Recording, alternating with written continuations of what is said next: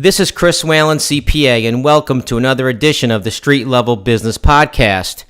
If you already have questions for me, please stop listening and call me on 732-673-0510. First, a brief background on me.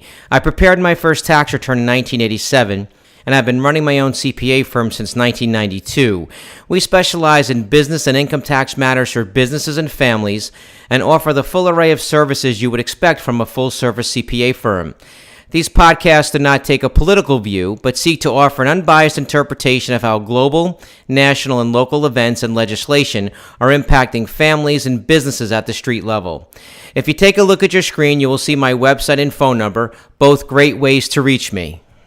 Now, on to today's topic, which is, do you have a side hustle? Then this memo is for you. Are you a full-time employee who also has a side hustle, which is a small business part-time? Are you in the gig economy? If you fit into either of these, you are a self-employed individual for that income. And if you do, there are very important tax issues that you need to be aware of and plan for. If you receive income from a side hustle, it's generally taxable even if you don't receive a 1099 for it. This is true even if you are paid in cash. On the other hand, depending on the circumstances, some or all of your business expenses may be deductible subject to the normal tax limitations and rules. The following tax issues may apply to those with a side hustle. If you receive the payment during the calendar year as a self-employed individual, 99% of the time you will need to file a Schedule C, profit or loss from business, and include that on your Form 1040. If you are providing services and are not certain whether you are an employee or independent contractor, you should call me to discuss this. Just because someone wants to pay you as a subcontractor doesn't mean you are one. There are very specific rules governing this distinction. Business owners save a lot of money if they pay you as a subcontractor, so they will tend to want to classify you this way.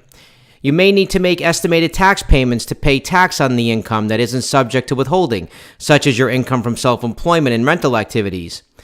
You may also make estimated tax payments to avoid penalties if the amount of income tax withholding from your salary, pension, or other income is not enough to cover your total tax for the year. Remember, taxes are pay as you go, and making estimated taxes is how you pay as you go. Taxpayers use estimated tax payments to pay both income tax and self-employment tax, which is FICA, which is also known as Social Security and Medicare. If you don't pay enough tax through either withholding or estimated tax, or a combination of both, you may have to pay a penalty. The payment of estimated tax for the income for the first quarter of the calendar year, that is January through March, is due April 15th. Payments for subsequent quarters are due on June 15th, September 15th, and January 15th. If you don't pay enough by these dates, you may be charged a penalty, even if you are due a refund when you file your return. If you also work as an employee, you can often avoid needing to make estimated payments by having more tax withheld from your paycheck. This may be a particularly attractive option if your side hustle is truly part-time. To do this, fill out a Form W-4 and give it to your employer. If you need help making these changes, please feel free to call me so I can help. If you do have a side hustle or are involved in the gig economy, then your tax situation has become more complicated and you should consider hiring a CPA to help you calculate your projected tax liability as well as to give you direction on bookkeeping and accounting. Now, self-employed workers are taxed differently from employees. Self-employed individuals are independent contractors, two terms that are synonymous, and they must pay self-employment tax. Self-employment tax consists of Social Security and Medicare taxes, and with no employer matching of these taxes, self-employed individuals pay the full amount of Social Security and Medicare taxes themselves. However, don't confuse it with income tax or estimated tax. Self-employment tax is 15.3% of your net side hustle income on top of the ordinary income tax you pay. Now let me go over some expenses here. Depreciation is an income tax deduction for wear and tear and deterioration of property with a life longer than a year. It's an annual allowance that lets you recover over time the cost or other basis of certain property you own. The kinds of property you can depreciate include machinery, equipment, buildings, vehicles, and furniture. You can't claim depreciation on property held for personal purposes. If you use property such as a car for both business or investment and personal purposes, you can depreciate only the business or investment use of that property. Other special rules and limits often apply, especially if you are an employee rather than an independent contractor. In some instances, you may qualify for one of the simplified options, such as the standard mileage rate for business use of a car or the simplified method for claiming the home office deduction. Now, the tax code allows you to deduct certain other costs that are directly related to your business.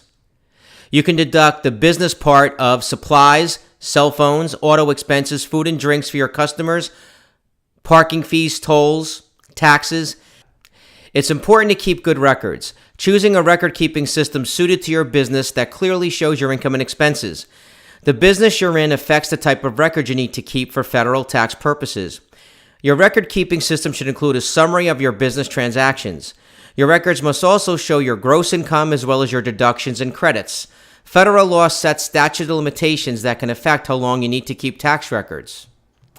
Now, what if you are paying someone? What if you're paying a subcontractor? So the question is, do you pay anyone more than $600 in one calendar year for services? If so, you may need to give them a Form 1099 miscellaneous at the year end to report that.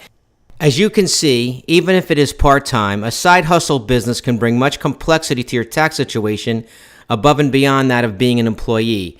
But we are here to help you every step of the way to make sure you stay compliant with the tax laws and to minimize your tax liabilities by educating you on what deductions you can take.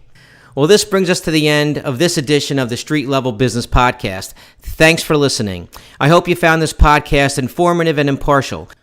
Please take a moment to subscribe to my YouTube channel. If you want to become a subscriber to my business and tax memos, please send an email to me at chriswhalencpa@gmail.com and I will add you. As always, the moment you have a business or tax question is the moment you should be calling me. Have a great